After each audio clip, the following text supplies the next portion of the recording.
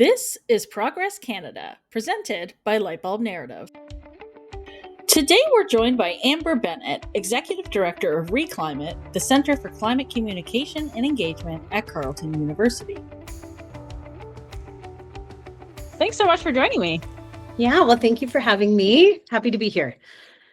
Okay, so before we really get into the meat and potatoes today, I want to ask a little bit about your organization for folks who may not be as familiar with it. I obviously read pretty much all your reports and sit on a lot of your webinars, so I'm very familiar. But for those who aren't, what does Re.Climate do? Yeah, thank you. Well, and thank you for being so engaged. That's great. We're based at Carleton University, and we describe ourselves as a think and do tank, but really we are here to help serve communicators and people working in climate change and engagement, and looking at what does the research say, and then what does that mean in practice, and what can we learn through and in the field about what's working, what's not working. And so that looks like, we do some original research, we do trainings, we work one-on-one, we do pilot projects, all sorts of things. But that's really our bailiwick, is climate change communications and engagement. So I can't think of a time that work would be more important than now. One, because of, the condition of the earth. And two, I think we've seen over the last year a real drop in focus on this topic, unfortunately. And it's surprising because at this time in our lives, the impacts of climate change are probably more real and obvious and personal than they've ever been at any point previously. And yet we're not talking about it quite as much, both as a country and as a planet, I would say. So what do you think, and maybe from your research as well, what do you think is driving that disconnect between reality and our national conversation on climate? Ooh, such a good question. And I could talk a lot. I'll try to stay focused. I think the long and the short is, climate kind of was a top political priority. Let's say it peaked in 2015, and then it's been slowly kind of declining. It's still, a super majority of Canadians are concerned about it. This is, a priority. But in the tension between affordability crisis and, tariffs and economic precarity, et cetera, it's really kind of fallen down in terms of what would be a political decision or a vote decision maker for Canadians.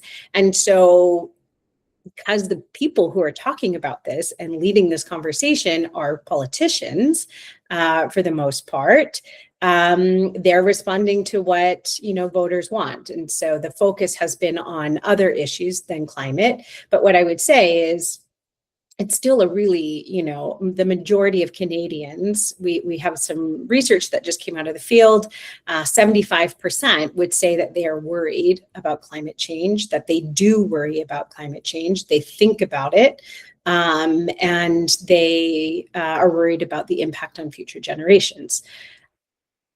That said, I think the other thing that's in the mix here is that we don't know that. Researchers call it a perception gap. You might call it pluralistic ignorance. It's this kind of gap between where we are as individuals and where we think everyone else is. So if you even look at, I'm based in Calgary, Alberta. If you look here and you look at worry, concern, support, et cetera, we often place others much like upwards of like 20 points less on any given indicator than we are. So we think people are less concerned about it than we are. And we also think that we are farther apart, maybe more embattled, maybe more polarized than we are. And so, we're social animals. We like to be nice as Canadians. And so we don't want to, talk about things that we think are kind of controversial as well. The last thing I would put in the mix there is that it's really not well understood. So it's hard to talk about something that you don't really understand, that you think is highly polarized, that you think that nobody cares about, and that frankly, neither politicians or the media are really talking about. So I could talk lots about kind of where climate is in the media, which is to say nowhere, and the problem that creates in and of itself. But those are some of the things that I think about, social norms, where's the political conversation, polarization, things like that. Your answer put me in like 75 different directions, and there's so many Great. different questions I could ask. But I'm going to try and stick to the plan I had for this interview. We'll see how long that lasts for. But you did bring up something there, which is really important, which is people don't necessarily know that much about climate change. And one of the things in your data that I have found very interesting is this climate literacy gap, of course. So when you ask people, do they care about climate change? Yes. When you ask them what causes it, what is the primary cause, fewer than half of Canadians, according to your data, know what the hell causes climate change, which is remarkable at this point. Not to go off on a tangent, I was watching a Star Trek episode today at lunch. I watch it over lunch quite a bit. And they were trying to save the planet from the planet was having a problem where there was too much pollution in the sky. It had been hit by an asteroid. And so they were doing all this stuff to take out CO2 and yada, yada, yada. But this was a 1991 episode, and they were already talking about global warming at this point. So this is not a new concept by any stretch of the means. We've been talking about it for decades at this point, and yet people still don't know the cause of it, according to your data. So how is that gap in the knowledge that people have about climate change impacting our collective climate action? And what can we do to start addressing that? Yeah. Well, I just want to maybe break that into two. I do want to talk about, I know that legacy media is not, maybe where everyone, well, we know it's not where everyone's getting their information, but I do think Right. it's a good proxy, so when essentially, like, we are talking about climate without talking about climate often. If you look at impact stories, wildfires, floods, etc., climate change is mentioned maybe 10% of the time in that. And even less of that is talking about the cause, right? So in many ways, people are not exposed. We are not really bringing in the fact that burning oil, gas, coal creates heat trapping pollution. And that is what is driving, the impacts that people feel in their daily lives. And so it also indicates kind of what the solution is, which is burn less things that create pollution. And that means we need to get our energy from somewhere else, which is, renewable, clean energy, and to electrify, things that we tend to. So the fact that we're not talking about it is definitely a part of the literacy gap. And so when you don't understand it, and then you also feel a bit hesitant to ask questions about it, and then frankly, it's also complicated, right? It's not, good luck understanding carbon pricing. Right? It's hard. But we're talking about driving an EV as a solution to climate change. There are so many steps that go in between, driving an EV and a wildfire that impacted, a part of my province. So I think that as a collective, it is important that we bring the cause into the conversation, because that is the absolute foundation that sets up kind of the path where we need to go and why, right? So that's kind of missing around, like, why do we need to transition our energy sources is the big, I think, collective piece that we need to unpack as a population. And without that, it's really hard to kind of understand, why are we prioritizing in the face of everyday changes, right? Cost of living, et cetera. Why would I prioritize electrification or renewable energy as a community, et cetera? It's the why, and we've really not had the why conversation. We've had a lot about the what, and often in a very scientific, kind of technical, without people without the implications to people. And so it's not really that interesting. It's kind of like the conversation that other people have, not me. And so those are some of the things that I think about. We really need to get into the why and the what is causing the problem, because that's the foundation of, kind of the solutions that we need to support as a country, and understand, why are we investing and prioritizing these things? Well, the question of why is music to my ears as a communicator, because essentially that is what always brings people in. It's asking that question of why. It is probably the most important of the 5 W's that you can use when communicating. You brought up wildfires, which I think is an important piece, because what we've seen, again, we're talking about people don't really think about climate change in their day-to-day lives because we don't name it as climate change when we see examples of it. And even when we talk about cost of living, we don't talk about, hey, your flooded basement, which is a product of climate change, is actually a huge cost problem for you as well. We don't talk about those things. But when we talk about wildfires, the thing that we've seen rampantly over the last few years is, wildfires aren't caused by climate change. They're caused by arsonists, right? Like there's this, and maybe in some cases that does happen, but in most cases, no. And the other part of that is, even if so, climate change is causing the circumstances where those fires go up immediately across huge swaths of land. So there's that conversation. But what that really speaks to is the problem of disinformation in the climate space. So, we know that there's a lot of disinformation. And so that makes climate illiteracy not an accident. And we also know, I talk about all the time the difference between misinformation and disinformation. Misinformation being, accidentally saying something that isn't true. Disinformation being a coordinated campaign to try and make people believe something that is not true. And we know there are lots of such campaigns out there, many very well funded by people who would benefit from not taking action, of course. So given just the huge amount of disinformation, and there's always that saying of like, a lie can get around the world 3 times before the truth puts its pants on and stuff like that. Given the case that lies spread very, very quickly like wildfire, how can climate communicators fight back against disinformation, since it is such an enormous part of the problem? Yeah, I just want to correct one thing before we move on, though. In the research that we've recently released, we did ask the question, how often do you think about climate action? And 42% of Canadians say that they would think about climate action once a week. So there's lots to unpack in that, but this goes back to your point of people believing things are other people care less about it. I'm falling into that trap as well here. Yeah, and frankly, and we asked, how often do you think your neighbor thinks about it? And they said 34%. So we still place, right, kind of that 12% spread between me and other people.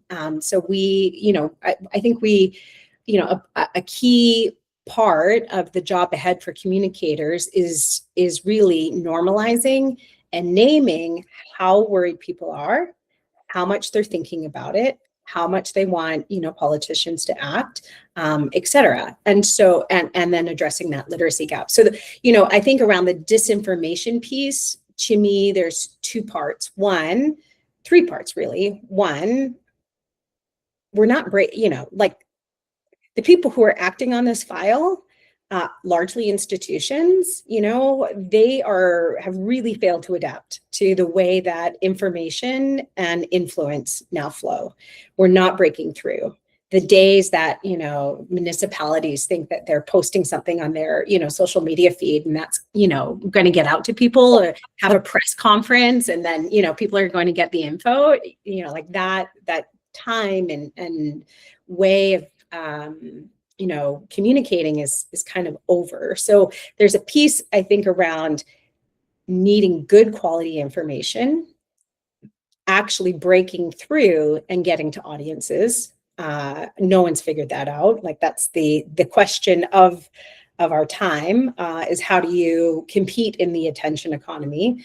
But then I think the other piece around disinformation is, there's like a lot of good, very simple, not complicated approaches, which, are around correcting it when you encounter it. And I would, kind of qualify that. The who is correcting it is super important, right? So we need to kind of pay attention to, who do people trust? Who will they believe if they get, correcting information from? Because in some cases, it doesn't matter how many times, if it's the wrong messenger, like it doesn't really matter, right? So I think there's two aspects to this disinformation piece. And then the third, that, two of those, are within the realm of communicators, like do a better job of getting good quality information out there all the time and repeat it, and then I think the second part of that is, when there is disinformation, you need to correct it.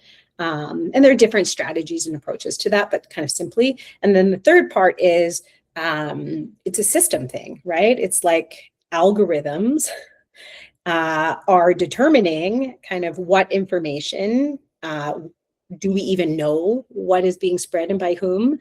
And that's kind of a regulatory thing. It's it's appreciating, I think that some of this is beyond the realm of communicators, really, and having a clear access to even data, like who's advertising, who are they advertising to, what are they advertising about? We have no access to any of that, neither governments or lowly communicators like us, and that's and there's lots of conversations happening about that, but there's some regulation and that has to happen as well. Those are the things that and I think maybe it's tied to that kind of good quality information, but some of this stuff, if it's misinformation or disinformation, if you don't really understand the problem because you're not hearing about it and no one's describing it clearly, you encounter this stuff and it's hard to even know, right? It's like, because a lot of this disinformation it's pretty subtle, right? It's not even like wildly out there, laser, Justin Trudeau is, traveling around the country with a laser gun and, starting forest fires. It's much more subtle than that. And really, well, we saw an example this week, right? So there was the giant snowstorms. I think it was Kamchatka, but somewhere in Russia, there was the giant snowstorms, and they were really like snowbanks of maybe like 10 feet high, which is a lot of snow, but it was not like sliding down a building high. Like they had these, there's all of a sudden there's all these AI posts, right? There's all these AI posts of like people sliding down like 12-story buildings in the snow. And it's like, that's not real. But so I will go on my rant again that I always go on about pre-bunking, because what you're talking about here is the sheer volume of stuff that's out there, and the brazenness too, because a lot of people who just put out this content, they have no values about doing so whatsoever. There's like, yeah, sure, I just want clicks, I want whatever their agenda is. It is not the truth and being accurate and things like that. And it's dialed for engagement, right? That exactly. And so the challenge with that is, it's just like drinking from a fire hose, trying to like, figure out what is real and what is not, what is accurate and what is not. And the rant I always go on about is the concept of pre-bunking, and how if institutions and governments are really going to fight back against us, it can't be about like, oh, we need to take down that post and that post and that post. It needs to be about teaching people actually how to engage with this content. And, I could go on rants about like banning kids from the internet and not actually teaching them how to use the internet critically and all that stuff. That's for a different episode, of course. But, this is one of those things where I think the more that we give people the skills that they need to figure out what is real and what is not, what is accurate, what is not, when to go look for more information.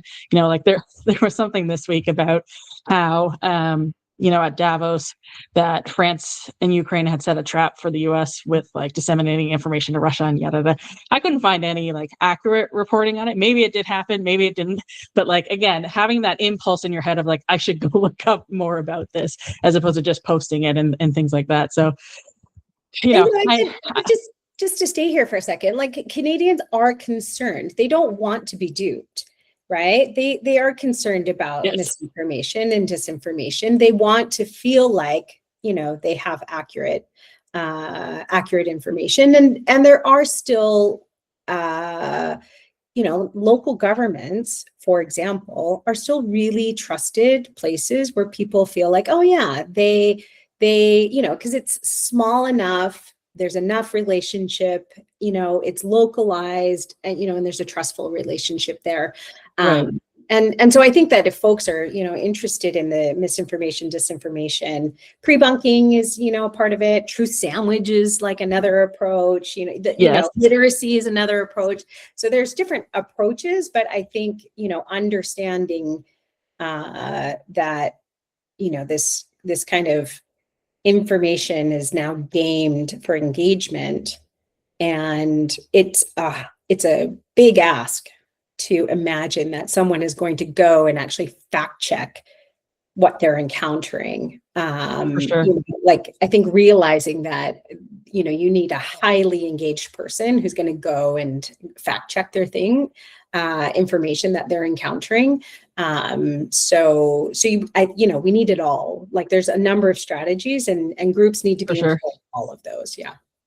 I will say two things. Like when I have noticed something that is clearly AI, and I tell the person who posted it, unfortunately, this is AI, and they go, well, it was a nice story anyway. Like, okay, well, that's not really the point, but sure. So that part makes me feel not great about it. But then we have seen data as well recently about media usage and how, people go look for the sources that verify the opinions they already have, except for when it's like a really serious issue. And then people actually do go back to things like CBC and other reputable sources and actually do go search out that information. So, that maybe that falls in line with the data you have on, no, actually people do care about these issues. We just don't think they do because of, all this, the wall-to-wall coverage we see of the opposite. Not to go too down that rabbit hole. I want to talk now about the political gap, because, this is something that comes, I'm a political person, this comes up all the time in politics about, oh, well, these political parties believe in this and this party doesn't. And, in your data, you have cited an Angus Reid poll. It's from the 2021 election, so we don't have the most up-to-date data. But as a reminder to people who perhaps forget, the 2021 campaign, even the Conservative Party was talking about environmental action in their platform, like quite vocally. So that was just across the board agreement, maybe not on, the way to get there, but in terms of actually caring about taking action here, that was across the board. But in that data from that poll, a large majority of Liberals, NDP, Bloc voters all believe that climate change is a serious threat.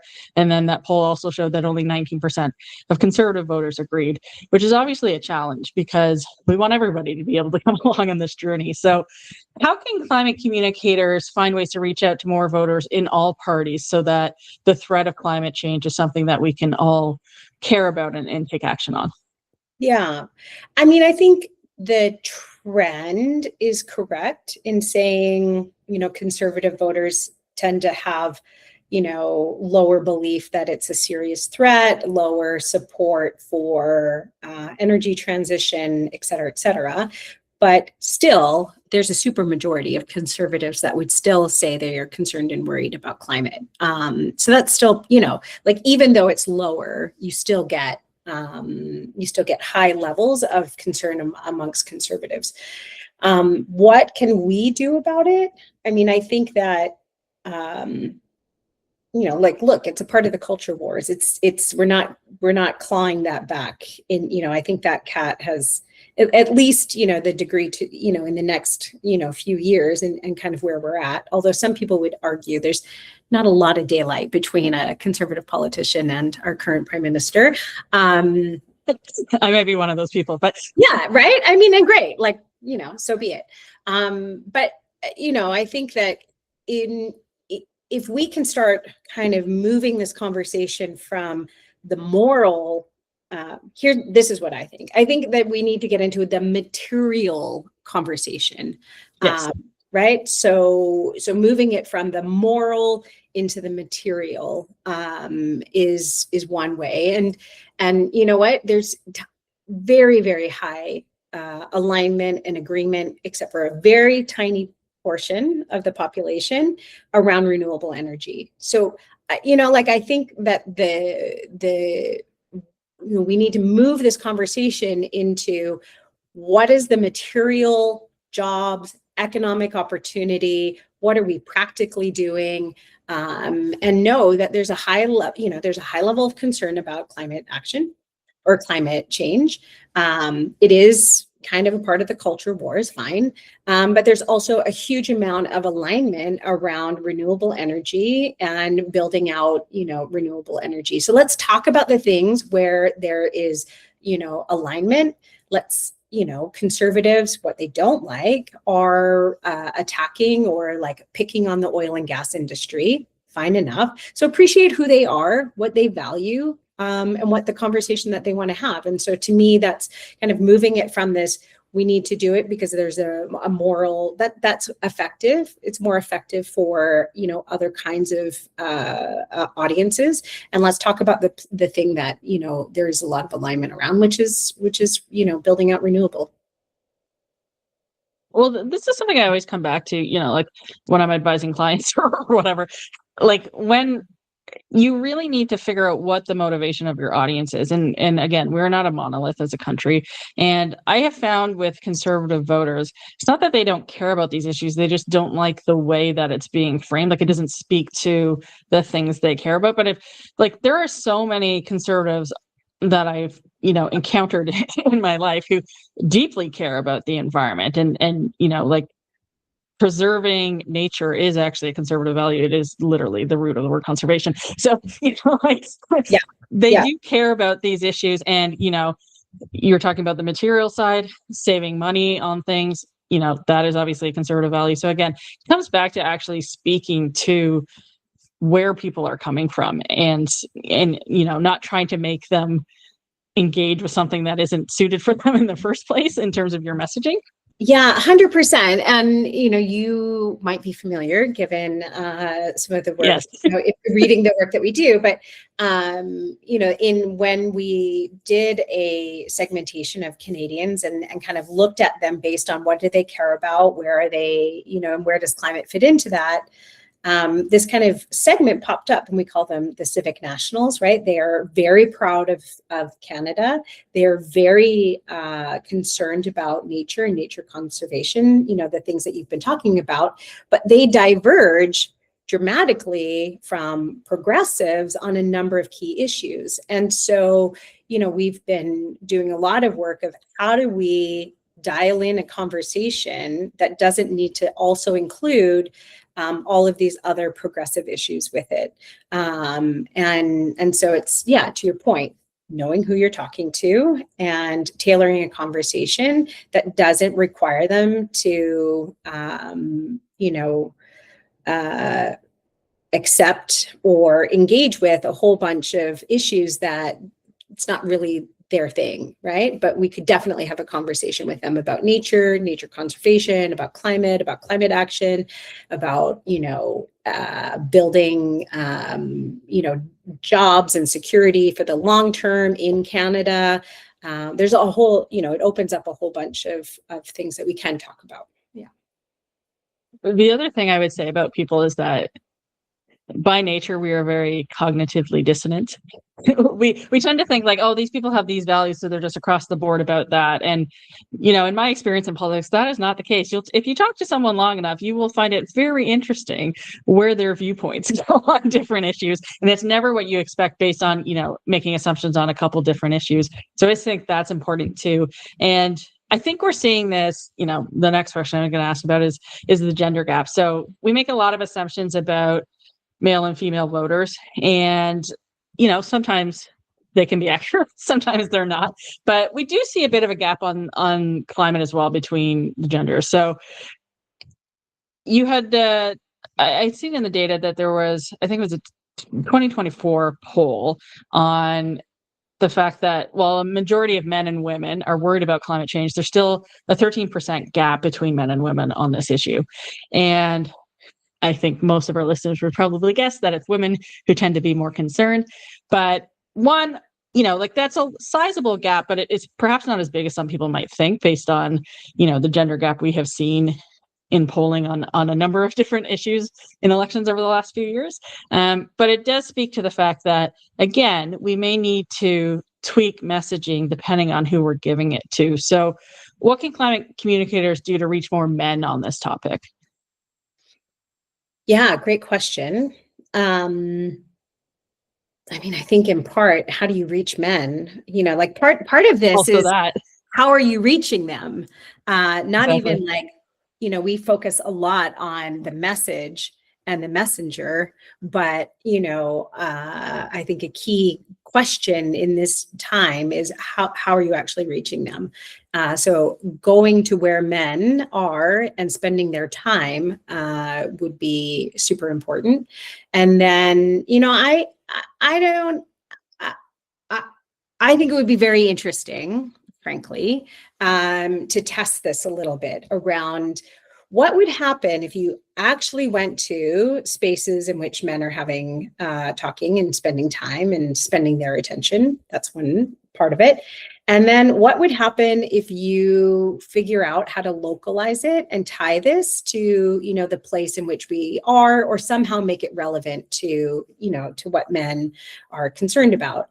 There's lots of people chit-chatting about, tech dads or like they're doing electrification, they're doing kind of household energy improvements, not for the climate reason, but because it's modernizing and it's like cool to, to kind of do that. Right. So like, I don't want to grossly, make all kinds of assumptions, but those, like there is a segment of tech dads out there, and they're doing this not necessarily, not because of climate or the environment, but they're largely driven by wanting to modernize and have cool, a cool car, like an electric vehicle. Why? Because it's like better and it's more efficient and it's like just better. Or they want to, attack their energy bills. And so they're going to figure out, how all of the things that they need to do to have like the lowest energy bill or power bill, possible, et cetera. So, and then, depending on where you are in the country, there's a real conversation about jobs, about economy, about how you're making your money.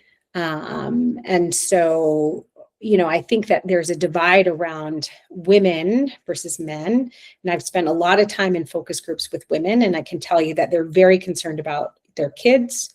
They're concerned about their kids being able to stay in their communities.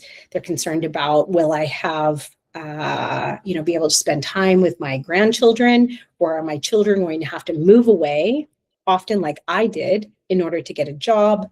So talking about kind of what is the future, where my, what education do I need to prepare my children for? Will they be able to be in my community? What's the future economy of this community?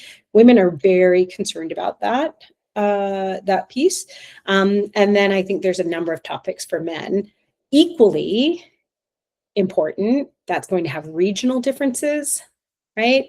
Like if you're in a place that is constantly on fire every summer, or if your economy is tied to, oil and gas, that's important. And then this whole piece around, even I think a bigger divide would be urban versus rural, right? So like, we're talking about public transit, like we're talking about all kinds of things tied, in this kind of vague climate solution bucket, which are, largely irrelevant to rural populations still. So there's lots of divides, and it all goes back to really being clear about what are their hopes, what are their dreams, and what is keeping them up at night, and then listening to them, not dismissing their concerns. Turns out listening is important. Right? Listen, don't dismiss them, and then have a conversation that, is relevant to them. Well, I think when you do that, because I'm a big fan of, again, from a political background, deep canvassing is really just deep listening and actually having long-term conversations with people and not just counting their heads at their doors and things like that. And when you were talking, I was like, you start to find interesting connections that perhaps you wouldn't have thought of. So you're talking about, these tech dads and stuff, and I'm thinking about them going camping and being really excited about off the grid tools, which are often very climate forward tools, of course. And then I was thinking about the fact that, I live in a 1930s walk up. The hydro infrastructure in the area has been very bad for a long time because all the wires are very old. A couple of years ago, one snapped in the middle of a February and the power was out for many, many hours. And I have looked a lot into what people would call prepper solutions, because it's like, oh, if you have no power, like, how are you going to eat? What are you going to do? And like, what are some, no electricity required power solutions that you can, well, it turns out that's a lot of those rural tech guys who are into those same solutions. And it's like, I'm an urban lady who's, almost 40, and you wouldn't expect us to have similar interests or know about similar things. But again, sometimes these linkages just kind of happen because of circumstance that you would never expect. So I definitely take your point about listening.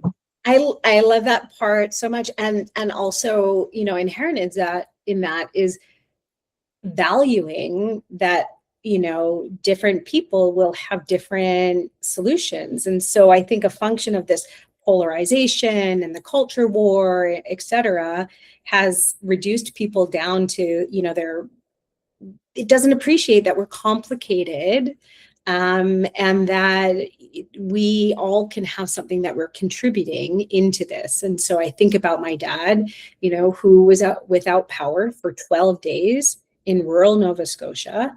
By all accounts, this guy would be, very right-wing, very conservative. Would he talk to you about all of the things that he has done, since 100%. then? We would have so much fun. Right? Does he have a heat pump now? You betcha. Does he have a solar panel now? You betcha. Right? Has he thought about how, deep freezes and how to keep your freezer and, and the deer that you shot still frozen, all of those things. So there's lots, I think that if we listen and appreciate and invite people into the conversation and don't reduce them down to a vote, there's lots that could open up, men included. I have found my most useful political conversations have always come from a place of curiosity. Like, if you can just set aside, I took philosophy in school. I have a lot of strong positions about morality and ethics and things like that. But if you can hold back some of those positions to try and get to why people believe things the way they do, and maybe you might have some linkages on these things, I think the conversation tends to go better. Just mindful of time, I want to turn the conversation to economic precarity. So this is obviously, I think, at this time, the biggest argument that people put forward as to why people aren't focused on climate change right now. But when I was in government and we were talking about these issues, I always thought, well, climate change is often the solution to a lot of these cost problems. And you were just talking about, parents who are concerned about their kids moving away. I was like, why are we not framing the clean economy of the future as like a way to keep your kids in your neighborhoods and like being able to afford housing here, because the housing's more affordable because it's built a different way. And then of course they're getting jobs in this new economy, and we should be framing it about that, but that's not what the question is. The question is about economic precarity. So, obviously we're in a big cost of living crisis and prices keep going up, and this is a global phenomenon. It's not unique to any place in Canada, but it is really driving people's fear about taking on climate solutions and also just pulling their focus away from their economic situation right now. How do we talk about climate solutions that, are real to people's day-to-day lives, that they feel fair, because I think that's an important part of the financial equation, and that, they actually make a difference in how people can afford their lives? Yeah. Well, two or three things come to mind around this. We did do a piece of research a little while ago around affordability, and we focused on heat pumps and around electric vehicles. And I think anybody who's interested in that, could go and take a look at that. It was really interesting. But kind of what came out of that, I think for us is, a lot of people are uncertain about how reliable, these things are, even before we get to the whether or not I'm willing to buy it, and can I buy it, and do I know about any incentives or rebates or loan programs that would allow me to do that. I'm not sure about how reliable these technologies are. I'm not sure if they do what they're going to say that they can do. And then once we get past that, it's like the kind of barriers, to inviting people in at a household level to participate in some of these programs. It's a lot. I don't know anybody here who's tried to use the Greener Homes program. Like, seriously, slit my wrist. It was so difficult. I'm probably one of the most motivated people on this. I was going to say, I think you are the most motivated. So right? if you're like, oh God. So hard. And I have lots of, background to help me through it. So anyhow, all that to say, I think that there are some kind of fundamentals around supporting people at a household level. And even, and part of that is information. Part of that is just like, make it easier. Just like make it easier for people to do this. And then you can get to the difficult and maybe not always what climate communicators want to say, conversation about upfront costs versus payout over a period of time. Like, does it save money? Is this an answer to, household economic precarity? I think that we need to have a conversation about that. But if we were to kind of zoom out and think about what is the story we are telling ourselves as a country, again, we just did some recent research, and this idea around this is the time to build. We can be building good projects of national interest. We can be building Wind West. We could be building out electrification grids. We could be building out housing, for the long term. And what does that do? It creates good jobs. It, answers questions of sovereignty and, energy security, energy reliability. There's a really powerful narrative around that we have found is very motivating across the political spectrum around this idea that this is the time now to build the energy and the energy systems and the energy infrastructure that we need, not only as a country, but also in communities and at a household level, and that people like that. That's that kind of, when I'm talking about what does it mean materially, that's what I'm talking about. What is this really going to look like in our communities and in our households? So it's, I think this kind of like, let's equate, these things to affordability. It's not as straight line for that. There, people are going to show up with, there's resistances along the way of that. But, we have published some research around that, and it turns out, there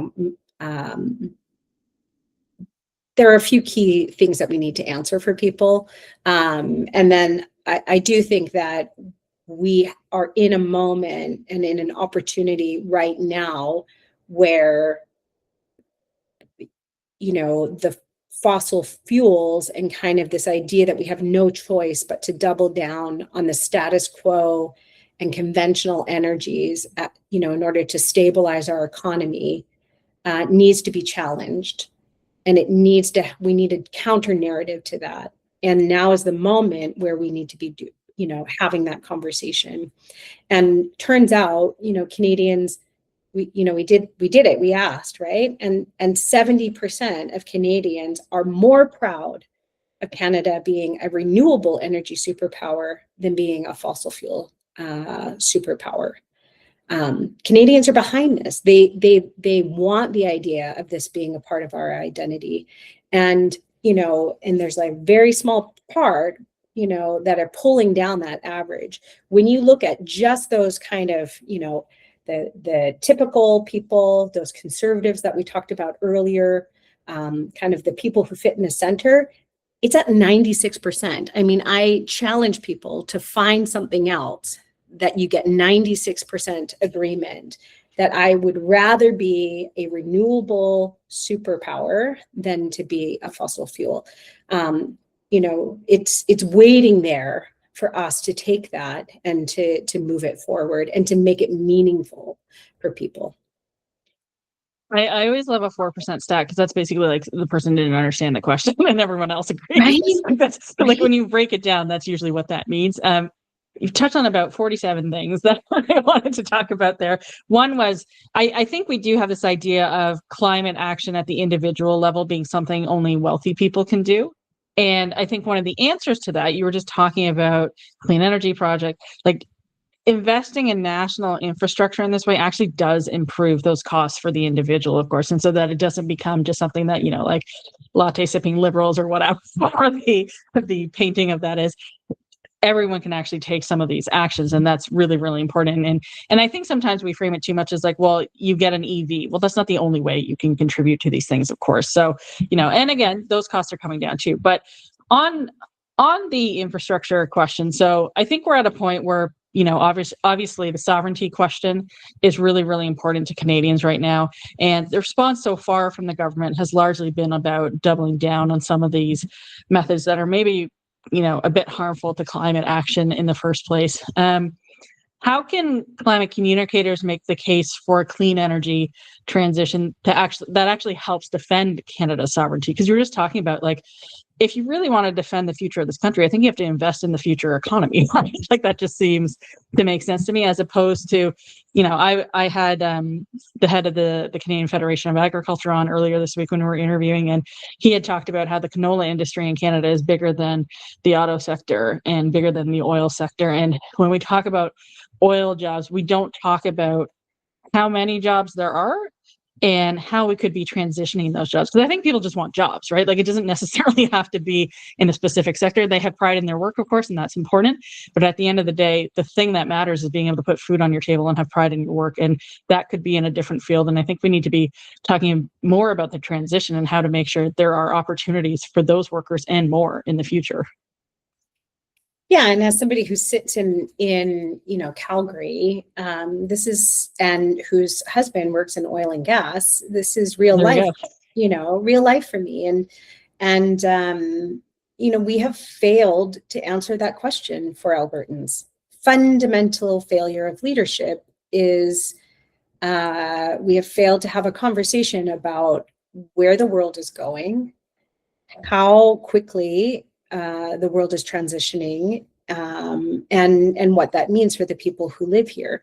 And so we're asking people to support something and giving them nowhere to go. And I could talk a lot about that, but I think it's a real failure of leadership. And also, it's about putting food on the table, but it's also about a good quality of life. And so when you think about those mothers, that I mentioned earlier about, they want their children to be able to grow up in this community. More than half of people in Calgary have come from some other place, right? And we've come here because we were able to have a good quality of life. And frankly, as a mom, raising my children without my extended family has been complete garbage. It's been very difficult. And I want to be here, if I am blessed with my children wanting to have children, then I want to be here for them. But to do that, they need to have, jobs. And we've not talked about what those jobs will be in the future. How do we prepare them for that? What's the future economy going to look like? What's the actual plan to get there? None of that. And that's a real failure of leadership. And the longer that we wait, the more that will be not a transition, and that will be a rupture. But we've got, and if you talk to people in Newfoundland, right? Why do they support building out, renewable energy? Why? Because of the moratorium. They know what it's like, what happened, and what happens. What they want is a to live in their community and to have a good quality of life and to have jobs. And so that can absolutely, I think, be a part of the mix. I want to say two other things here, though, is I think, when you look at the research, the more we can focus on kind of something that is forward looking, that is hopeful, that is positive, that provides a real, something that people can really engage in. I think that's fairly important.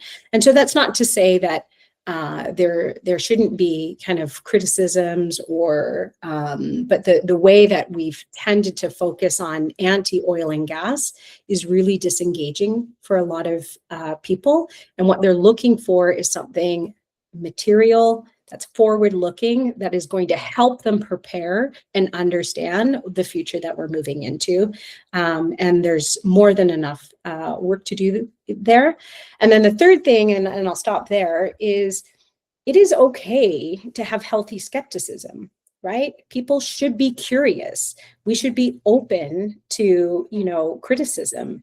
And so the kind of general sense of, oh, if you don't support this wind farm, you're anti-climate, is wrong. We need to invite people to be curious, to be skeptical, because it means that they're engaged at least, and to question whether, how is that decision going to be made? Who's making that decision where that, wind farm goes? What will be the impacts? What will jobs might be created, et cetera. So, we're moving into this time, I think, where there's a lot of work to be done around where are we going and what do we need to, to prepare to get there? How can we be both building out infrastructure that's helping us keep us safe from impacts, that's helping us be healthier, that's creating the kind of jobs and long-term careers that we want in our communities, and what will that look like, and let's have a conversation about it. And I know that that's like not cute, it's not a meme, there's and there's lots that can be done about a meme, but there's also a lot of dialogue that has to happen in this country. For sure. So because I've run us out of time, right before we go, can you talk a little bit about what Re.Climate's focusing on this year and how people can get more involved in these kinds of conversations? Yeah, thank you. I love that. So we've got a few, greatest hits that we do every year. And so we'll keep doing those. We track public opinion across, 100 different polls, et cetera. We look for trends. We look for kind of what's different and popping out. So that'll come out in about the May. And then we do another one in the fall to look at what is this conversation. If you pull back and you look across regional media, international media, national media, how is this conversation pulling out or playing out? Who's leading the conversation, that kind of thing. So we'll continue to do those, but we really have a bigger piece of work focused on social acceptance, building social acceptance for, in this case, renewable wind infrastructure and large-scale transmission. And what do kind of governments, developers, local community groups, et cetera, need to be thinking about as we are imagining siting these actual projects, right? So if we're building out 50% of our infrastructure or energy infrastructure is going to be new and going to be renewable, those things have to go to actual communities where people live. And so what do you need to do to not blow it?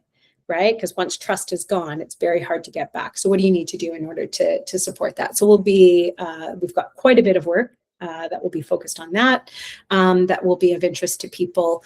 And then we will also talk a bit more and dial into this question of how are we breaking the climate silence? What do we need to be doing to move forward and have more conversation, both online, offline, and in media about climate change? So we've got some work around climate journalism that's happening in partnership with a few organizations, and then will be, advice around that. And then, and misinformation and disinformation. So we'll be looking kind of specifically for local governments, and people kind of more on the front lines. What are some of the things that we know are important that they need to have in place in order to kind of pivot in this age of,